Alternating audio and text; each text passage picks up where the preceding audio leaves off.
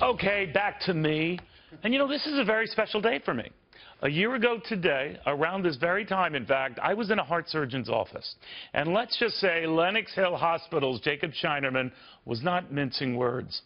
"You're a walking time bomb," he said. A routine stress test revealed I had something akin to what they call the widowmaker, a condition so dicey and coronary arteries so blocked that at any moment I could just drop dead. Boom, just like that. Problem was, they couldn't move just like that. You see, I still had MS, and they had to balance getting me off of all the stuff I was taking for that before even attempting the triple bypass to address this very scary situation at this very scary time. And the surgery and the recuperation from it got even scarier. And that doesn't even include all the drama that was just starting at this place soon afterwards. So talk about heart palpitating. Now, some of you might recall I missed a few days of work. Okay, maybe more than a few days, maybe a few weeks. Okay, the whole summer. I guess what strikes me now, a year later, is how out of it I was.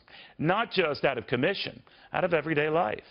Out of the issues and news I had taken for granted I would always be covering in life. I discovered something during that tumultuous election summer. Life was going on. The news was going on.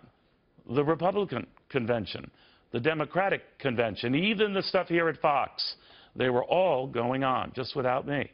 And yes, it humbled me.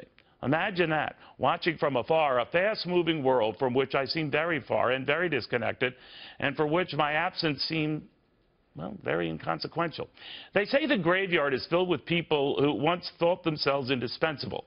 Take it from me, those who get very close to that graveyard can be irreconcilable. I could not fathom a world going on without me, but it did. Or TV viewers sorting the day's events without my incredible insights. But they did. So much I had taken for granted until I joined what my friend Jack Welch called the Zipper Club, that band of brothers and sisters defined by the garish scar on their chest that covers the repaired heart beneath. I had taken all of that for granted, just like I had taken breathing for granted and just moving through life for granted, and yes, living for granted. It's trite to say now, disease of any sort brings you back to Earth. Maybe because it reminds you of the relatively short time we have on Earth. An Earth that moves on even when we stop, but sometimes stops to check in even when we hurt. That's where a lot of you came in. Folks in this room came in. I will never, ever, ever forget all the cards and letters, the packages, man, oh man, great packages, and the kind words from so many of you. Yeah, even liberals. People I never met, but whose decency and simple decency I will never forget. I remember hearing from a man about my age who said that he, too, had just gone through open heart surgery. He wrote, "Cavuto, I, for one, am looking forward to your first day back," responding to those viewers who will no doubt say they were surprised you even had a heart. Laugh at them, he said, but laugh, just laugh. And so I did, because he was so right. I got lots of mail like that. Half of it from the crew. And I haven't stopped laughing. I guess because a year ago today, I seriously doubted I would get the chance, but I did. Because of a surgeon like Jacob Scheinerman who wouldn't quit, and because of many of you who wouldn't let me quit. Truth be told, I'm not really a financial hero, although, by the way, this illustration is built to scale. You just make me feel like one.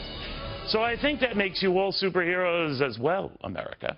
Because I might have a scar, but you were the ones who showed heart. It is not just that you welcomed me back. It's that you refused to let me leave. And my competitors, I'm not going anywhere.